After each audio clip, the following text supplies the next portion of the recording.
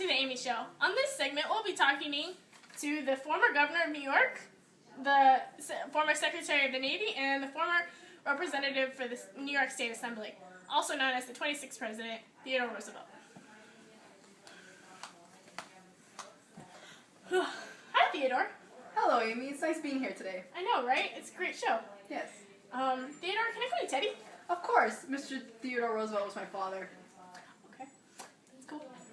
So, Teddy, what was the extent of your education? Where did you go to school?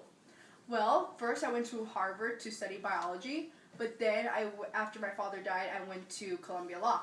Oh, so your father died. What did he die of? He died of a gastrointestinal tumor. Oh my gosh, that's crazy. I'm sorry. It is. Although it was an unfortunate experience, luckily I was able to take my grief and channel it towards helping me become a better person, both politically and spiritually. Oh, spiritually? What was your religious training? Well, I was part of the Dutch Reformed Church. I guess you could say I was. Yeah, I guess you could say I was Protestant. But despite me being Protestant, I was not prejudiced towards other people and their religions because I have a lot of friends that are Catholic and Jewish. Ooh, Jewish. Okay. Before your father died, what was your relationship with your parents? Well, my parents supported us and gave us a loving atmosphere. My father was a great man. He was the best man that I ever knew.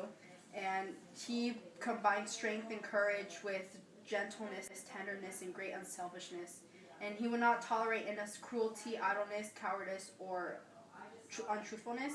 And he encouraged me and my brother to begin exercising and boxing to combat my poor physical condition. Your poor physical condition? Yes, I had asthma as a child. Oh, how did that affect your life? Well, I had to stay indoors a lot due to my asthma, but during that time that I was indoors, I studied and read and just became more knowledgeable, because if I could not better my body, then at least I could better my mind. That's cool. That's good. So, Teddy, what do you think would be the most defining moment in your political career? I think the most defining moment was taking a keen interest in the Spanish-American War, and when I left my government post, I organized a volunteer cavalry known as the Rough Riders, which I led in a bold charge up San Juan Hill in the Battle of San Juan Heights in 1898. From there, I became a war hero and then nominated for the Congressional Medal of Honor. And from there, I was elected governor of New York in 1898. Oh, congratulations. Thank you. You did pretty well at that. Yes. So, what do you think was your greatest contribution to the progressive movement? Wait, are you making me choose just one great contribution? Do you not know who I am? I am Theodore Roosevelt. I do not just have one great contribution, I have many. I was dedicated to prosecuting monopolies under the Sherman Antitrust Act. Wait, trespassing? Exactly. And I also started the Square Deal, which is a domestic program that embraced reform of the American workplace, government regulation of industry, and consumer protection with the overall aim of helping the middle class. Oh, so me. Yes. I also booked up the U.S. Navy and created the Great White Fleet, and I sent it around the world on a tour, which is a testament of the U.S. military power. So America's everywhere. Exactly. That's awesome.